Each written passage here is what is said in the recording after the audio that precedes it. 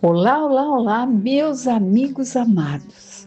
Continuemos o estudo do Evangelho segundo o Espiritismo, decodificado por Allan Kardec.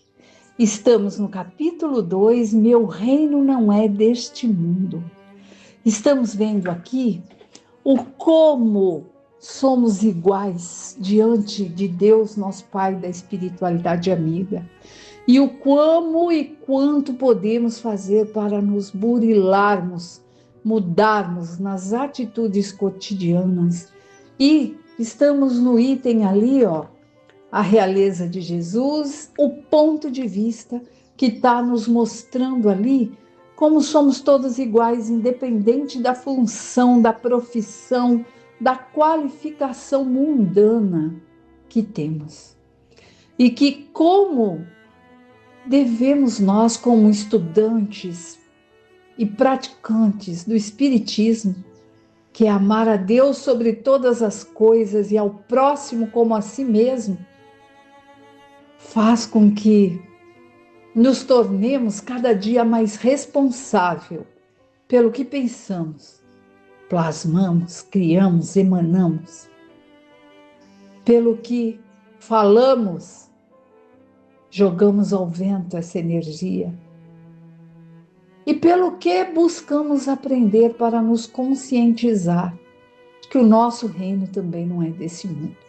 A nossa verdadeira pátria é a pátria espiritual. Estamos aqui encarnados buscando o nosso melhoramento. Vamos então dar continuidade na leitura. Paramos ali no item 5, né, do ponto de vista. Agora, nesse item mesmo, vamos dar início à leitura do item 6, que é uma continuação da palestra anterior. Se for deste modo, ninguém mais se ocupando das coisas da terra, tudo correrá perigo. É o que se pode pensar, mas não é assim. Instintivamente o homem procura o seu bem-estar e, mesmo tendo a certeza de só ficar no lugar por pouco tempo, ele ainda quererá estar o melhor ou o menos mal possível. Não há ninguém que, achando um espinho debaixo de sua mão, não atire para não se picar.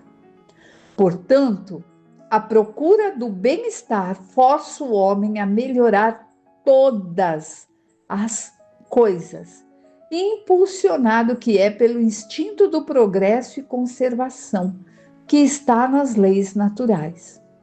Ele trabalha, portanto, por necessidade, por gosto e por dever, e com isso realiza os planos da providência que o colocou na terra com esse objetivo.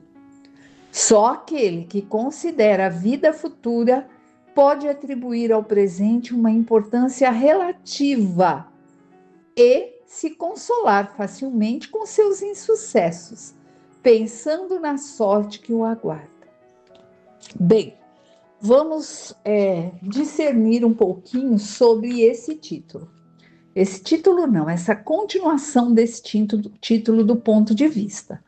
Nós vimos na palestra anterior que estava falando sobre aquelas pessoas que a perda do menor dos seus bens cria ali uma insatisfação, uma tortura, uma mágoa, uma irritabilidade e cria um conflito mental, um transtorno mental que pode virar doença, né? Se fica ali preso naquilo. Eu lembro até que falei sobre a mágoa, má água, que é o que nos alimenta, o que temos no nosso corpo e que transita ali espalhando para a célula tudo aquilo que nosso pensamento direciona a ela, ao que está em volta, aos que estão à nossa volta e ao universo. E aí nós vimos também o trechinho que fala que grandes e pequenos se confundem como formigas e proletários e soberanos são todos iguais, né? Da mesma estatura. E Eu lembro que numa das palestras eu também disse que temos a nossa indumentária, o nosso corpo físico, a nossa roupagem para o abrigo do espírito e que precisamos sim do trabalho, das coisas físicas, né? Do material para a nossa conservação e para o bem do progresso.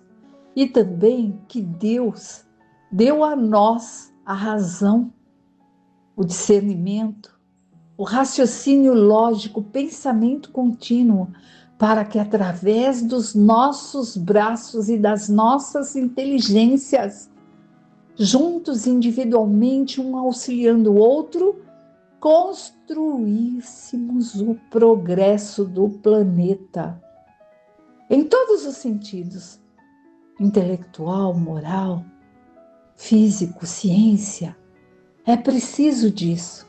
Então, ele está nos mostrando que é necessário sim isso, porque a lei de Deus nos colocou aqui para levar ao progresso, à transformação, não é? Temos que transformar aquele planeta primitivo que era no início e olha como está agora, passando para a regeneração. Isso precisa acontecer. E nós temos ali a graça do Pai de trabalhar, de desenvolver, de irmos ali fazendo a nossa parte. Mas não precisamos, por isso, nos deixarmos cair. Não diria cair em tentações, mas cair em nossos pensamentos baixos, baixa estima. Não consegui, não. Deus está ali, nosso mentor espiritual, que está a vida toda ao nosso lado, basta chamar. Então vamos seguir. Deus não condena, portanto, os prazeres terrenos, mas sim o abuso que deles se faça em prejuízo das coisas da alma. É contra esse abuso que se devem cautelar os que ouvem estas palavras de Jesus. Meu reino não é deste mundo. Aquele que concentra seus pensamentos na vida terrena é como um homem pobre que perde tudo o que possui e se desespera.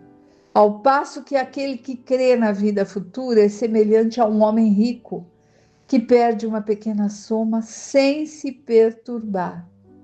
E por quê, meus amigos? Por quê? Porque ele sabe que ele é capaz de reconstruir. E que se ele não reconstruir materialmente aquilo que perdeu aqui, não vai se matar por isso. Ele tendo ali o que se alimentar, o que se nutrir os seus, buscar através do trabalho bendito, ele sabe que a verdadeira vida está do outro lado e passará com dignidade, sabendo que existem provas e expiações. Item 7. O Espiritismo alarga o pensamento do homem e abre-lhe novos horizontes. Mostra-nos que esta vida é apenas um elo do conjunto de grandiosidade e harmonia da obra do Criador, ao invés da visão estreita e mesquinha que faz com que o homem se concentre na vida presente, como se ela fosse o único e frágil eixo do seu futuro para a eternidade. Mostra os laços que unem todas as existências de um mesmo ser, todos os seres de um mesmo mundo e os seres de todos os mundos. Dá assim uma base e uma razão de ser a fraternidade universal, enquanto a doutrina da criação da alma, no momento do nascimento de cada corpo, torna todos os seres estranhos uns aos outros. Essa solidariedade das partes de um mesmo todo explica o que parecia ser inexplicável, se apenas considerarmos um único ponto de vista. É esse conjunto de conhecimentos que os homens no tempo do Cristo não podiam entender, e foi por isso que reservou o seu conhecimento para mais tarde. Por quê? Porque somos todos ligados por uma rede nesse universo. Não só no nosso planeta Terra, meus amigos. O universo como um todo. Como um todo. E os verdadeiros tesouros são aqueles que podem ser levados para o lado de lá, para a verdadeira vida. Silvia, mas quais são? Podemos levar a casa, o carro, a filha, a neta? Não, não podemos, meus amigos. Podemos levar aquilo que conseguirmos melhorar em nós. Amor, tolerância, conhecimento, gratidão, sabedoria, empatia. Meu reino não é deste mundo. Então, para lá vão os verdadeiros tesouros, que não são os materiais.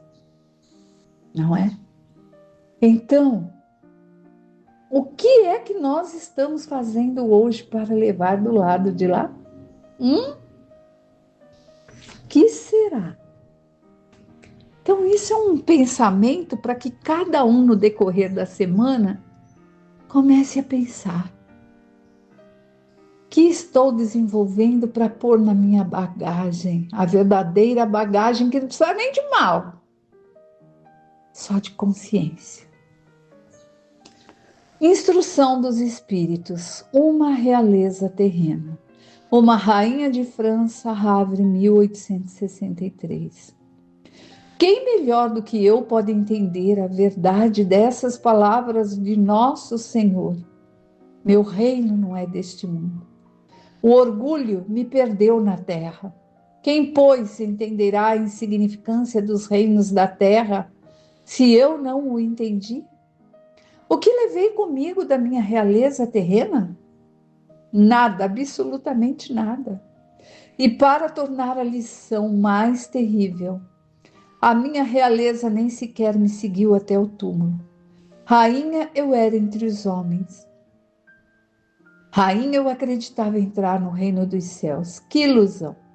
Que humilhação, quando ao invés de ser recebida como soberana, vi acima de mim, mas bem acima, homens que acreditava serem insignificantes, a quem havia desprezado, pois não tinha sangue nobre. Então, compreendi a inutilidade das honras e das grandezas que se procuram com tanto desejo na terra. Para se preparar um lugar neste reino celeste, é preciso a abnegação, a humildade, a caridade em toda a sua prática cristã, a benevolência para com todos. Não se pergunta o que foste, que posição ocupaste, mas o que fizeste, as lágrimas que enxugaste. Senhor Jesus, disseste que teu reino não é deste mundo, pois é preciso sofrer para alcançar o céu. E pelos degraus do trono não nos aproximamos dele. São os atalhos mais difíceis da vida que nos levam para lá. Procure então o caminho das dificuldades e dos espinhos e não entre as flores. Os homens correm atrás dos bens terrenos como se pudessem guardá-los para sempre. Mas aqui não há mais ilusões.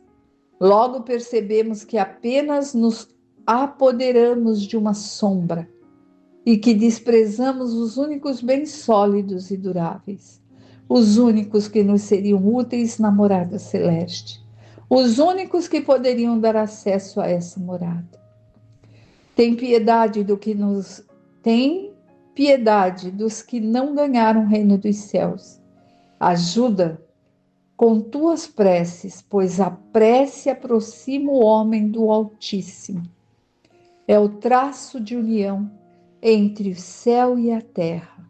Não se esqueça. Então, meus amigos, nós precisamos entender isso.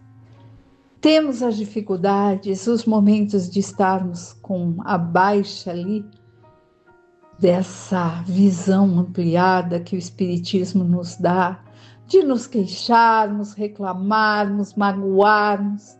Mas olha o que essa rainha da França, lá em 1863, deixou como uma instrução. É uma única instrução e que não precisa de mais para que entendamos esse item. Meu reino não é deste mundo. Ela era uma rainha, uma soberana terrena. Quando chegou lá, viu que aqueles que eram seus súditos estavam muito além do que ela, porque moralmente fizeram muito mais do que ela.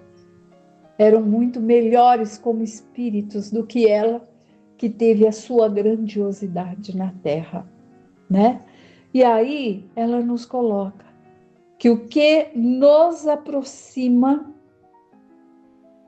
desse Deus e desse reino, e quando estamos assim perdidinho, como eu disse aí, no sentido assim de estarmos ainda magoando com coisinhas pequenas, melindres, apontando o dedão ali, ó, o indicador para o outro e todos os outros viradinhos para nós. Prece, prece, porque a prece está escrito aqui, ó. Ajuda-os com tuas preces, pois a prece aproxima o homem do Altíssimo. É o traço de união entre o céu e a terra. Não o esqueças. Então, devemos sim fazer por nós quando estivermos em situações difíceis, não só em relação a nos apegarmos às coisas mundanas. Seja o que for, meus amigos, a prece é o melhor antídoto, é a melhor terapia, é a melhor transfusão de energia universal que alimenta a nossa energia vital. Energia de Deus, de criação pura. É a conversa sincera, de coração para coração. Não é o reclamar na prece. Às vezes a prece é um silêncio sem palavras, mas é o sentir. Que possamos fazer isso conosco e com aqueles que conhecemos que estão em situações deploráveis por vezes. Todos os temos por perto de nós. Por vezes pessoas tão amadas, queridas, às quais gostaríamos de poder abrir ali um vãozinho ali, para que adentrasse na consciência dessa pessoa como começar a se melhorar. E vemos o quão difícil isso é. Por vezes pensamos, não tem jeito. Tem sim. Use a prece como uma terapia diária a esse ser amado. Use aquilo que aprendeu no Espiritismo, a conexão com o alto.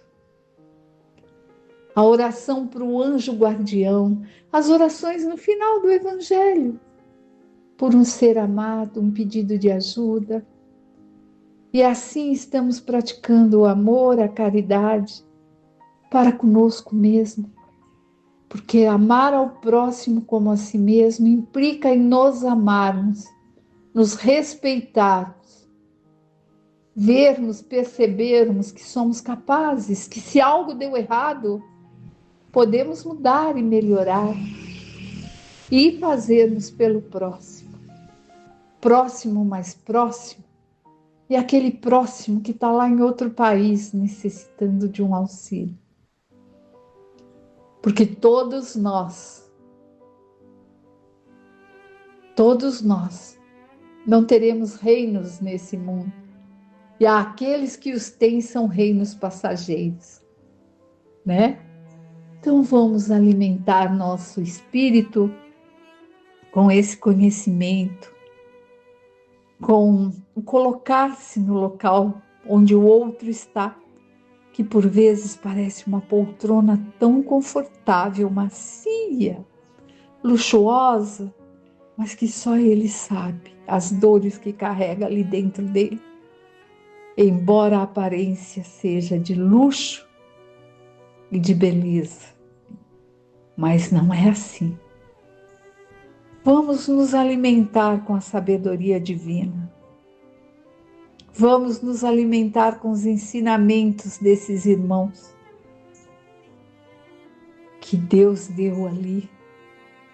O trabalho de instruir a esses médiuns que colocaram em forma de livro, de evangelho, de obras básicas para estudarmos. E vamos praticar a gratidão pelo momento presente, pela vida presente, sem ficarmos tentando rebuscar o que fomos lá atrás. Pois temos que ter a certeza que hoje estamos no nosso melhor. Saibamos, pois, aproveitar esse momento como um trampolim, não para saltar sem dificuldades e estar no alto, mas um trampolim que dê o impulso de sabermos: estou no meu melhor, então vou conseguir melhorar ainda mais para quando retornar à pátria espiritual. E para que, enquanto aqui estiver no planeta Terra, possa ser a luz que irradia claridade àqueles que estão cegos à minha volta e a mim mesmo, que por vezes estou cega e não consigo perceber.